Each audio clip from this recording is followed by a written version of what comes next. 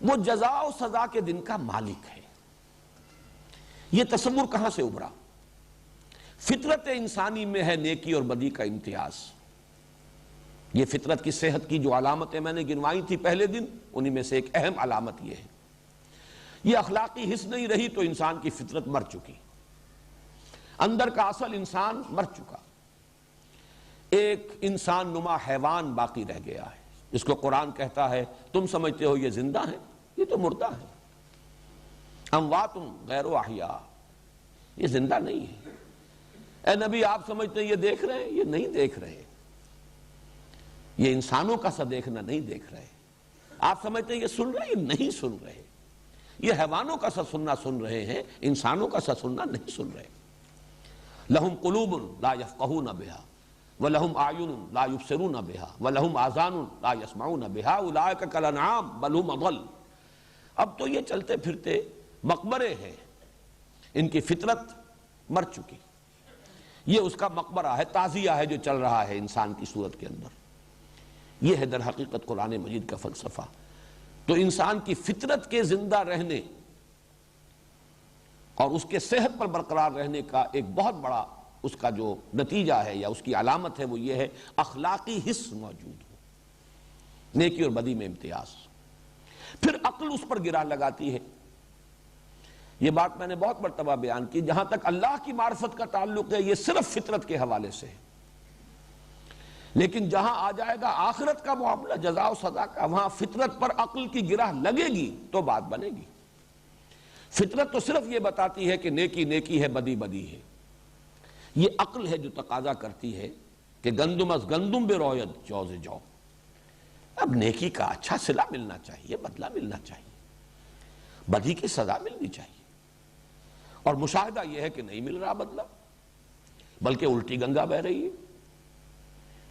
آپ کوئی اخلاقی اصول نہ رکھتے ہو، ہر راستہ آپ کے لیے کھلا ہے، کشادہ ہے، بڑھتے چلے جائیے۔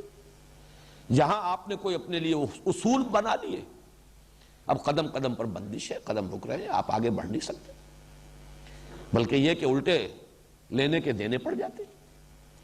میں نے وہ شعر بارہا سنایا ہے، سادہ سا ہے لیکن یہ کہ بڑی عظیم حقیقت۔ اے دیانت بر تو لعنت از تو رنجے یافتم، اے خیانت بر تو رحمت از تو گنجے یافتم۔ اے دیانت تجھ پر لعنت ہو کہ تیری وجہ سے تو میرے دوست بھی ناراض ہو گئے۔ صحیح بات کہہ کے دیکھیے دوستوں کے سامنے، سچی بات کڑوی ہوتی ہے۔ از تو رنجے یافتم، مجھے رنج ملا ہے، اور اے خیانت بر تو رحمت از تو گنجے یافتم، اے خیانت تجھ پر رحمت ہو، تیرے ذریعے سے مجھے خزانے ملے۔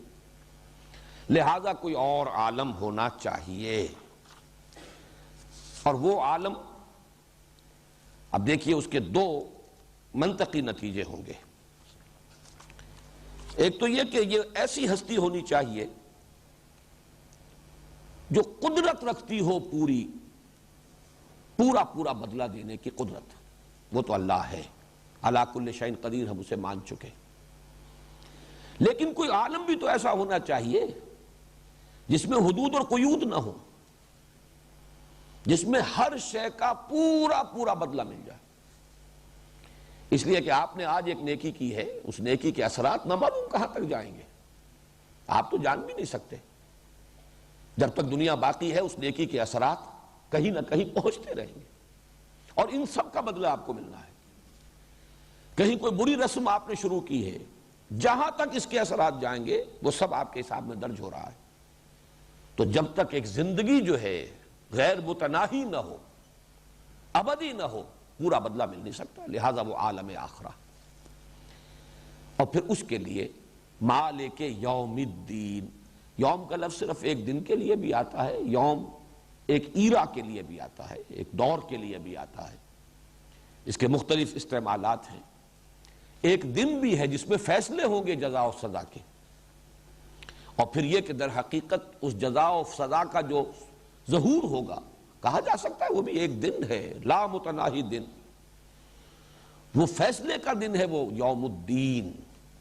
دین کا جو اصل لفظ ہے عربی زبان میں، اس کا مفہوم ہے بدلہ، دانا یا دینو، بدلہ دینا۔ دناہم کما دانو، امرؤ القیس کا مشہور مصرع ہے، ہم نے ان کو ایسا بدلہ دیا جیسا انہوں نے ہمارے ساتھ کیا تھا۔ کما تدینو تدانو، جیسا تم کسی کے ساتھ کرو گے ویسا ہی تمہیں بدلہ مل جائے گا۔ یہی لفظ ہے زبر کے ساتھ دین بن جاتا، دین کہتے ہیں قرض کو۔ قرض وہ ہے جو واپس آنا ہوتا ہے، اس لیے اس کو دین کہا جا رہا ہے۔ بدل وہ واپس آئے گا، لوٹ کر آئے گا۔ بدلہ بھی وہ ہے کسی عمل کا جو واپس آتا ہے، عمل کرنے والے کی طرف لوٹتا ہے۔ نیکی کی اس کی جزا آپ کی طرف لوٹے گی، برائی کی ہے اس کی سزا آپ کی طرف لوٹے گی۔ دین بھی وہ ہے جو آپ نے کسی کو دیا اور لوٹ کر آپ کے پاس آئے گا، جبکہ ہدیہ ہو، ہبہ ہو، تحفہ ہو، عطیہ ہو، یہ واپس نہیں آتا، نہ واپس لینے کے لیے دیا جاتا ہے۔ دین وہ ہے جو دیا جاتا ہے واپس لینے کے لیے۔ تو دین اس کا اصل مفہوم، بنیادی مفہوم ہے بدلہ۔ البتہ اس سے آگے اس کے جو مفاہیم ہے یہ سورہ کافرون میں پوری تفصیل کے ساتھ میں بیان کر چکا ہوں، اس لیے کہ بدلہ کسی قانون کے تحت ہوگا، لہذا دین قانون اور شریعت کو بھی کہتے ہیں۔ وہ قانون و شریعت کسی نظام کے تابع ہے، دستور ہے جس کے تحت قانون ہے، کوئی لا گیور ہے جو قانون دیتا ہے۔ اس اعتبار سے پورے نظام کو بھی دین کہیں گے۔ ایک ایسا نظام جس میں مختار مطلق آخری لا گیور اللہ ہے، اسی کی اطاعت کریں گے جزا ملے گی، اس کی نافرمانی کریں گے سزا ملے گی۔ اس پورے کانسیپٹ کو آپ کہیں گے یہ دین اللہ ہے۔ ایک نظام ہے ملوکیت، بادشاہ ہے، مختار مطلق وہ ہے، لا گیور وہ ہے، اس کے حکم پر، اس کے قوانین پر چلیں گے، وہ آپ کو نوازے گا، خلعتیں دے گا، خطابات دے گا، جاگیریں دے گا، سراہے گا۔ اگر اس کی بغاوت کریں گے، اس کے خلاف اٹھ کھڑے ہوں گے، سزا دے گا۔ اس کے قانون کو توڑیں گے، جیلوں میں ڈالے گا، اور جو سزا ہوگی دے گا۔ یہ سب نظام پورے کو، اس کو بھی آپ کہہ سکتے ہیں دین الملک۔ یہ دونوں الفاظ قرآن مجید میں، ایک سورہ یوسف میں ما کان لیأخذ اخاہ فی دین الملک، اور دین اللہ اذا جاء نصر اللہ والفتح ورأیت الناس یدخلون فی دین اللہ افواجا۔ تو یہ دین کے، یہ یوں سمجھیے کہ 3 سٹوریز ہیں اس کی۔ بنیادی مفہوم ہے بدلہ، مالک یوم الدین، جزا و سزا کے فیصلے کے دن کا مختار مطلق۔ اس سے اوپر کی سٹوری قانون، شریعت، اس لیے کہ بدلہ کوئی نہ کوئی قانون مجازات ہوگا تو بدلہ ملے گا، کوئی نہ کوئی قانون ہے جس کی پیروی کریں گے، پابندی کریں گے، سزا جو جزا ملے گی، ستائش ہوگی، نافرمانی کریں گے، توڑیں گے، سزا ملے گی۔ اس سے اوپر وہ قانون کسی نظام کا ایک جز ہے، اس میں کوئی ہستی ہے جس کو مانا گیا ہے بالا ترین، اور اس کے تابع پورا نظام زندگی جو ہے اس کا نقشہ بنا ہے، یہ دین ہے۔